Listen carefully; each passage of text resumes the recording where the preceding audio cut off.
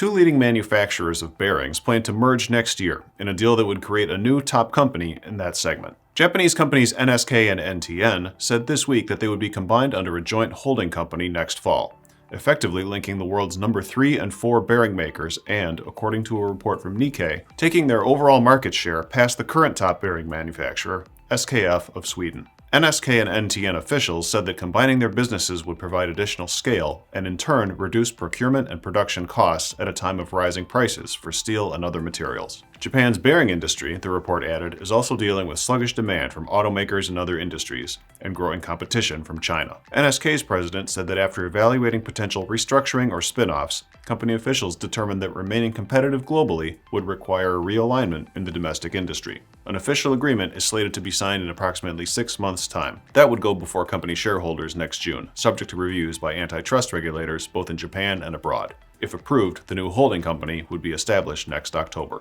NSK will pick the new company's president and NTN will select its chair. How they will share ownership of the holding company has not been decided, Nikkei reported. Company officials indicated that following the merger, the combined business will focus its efforts on high-growth markets, such as drone, robot, and space applications. I'm Andy Zoll. This is Manufacturing Now.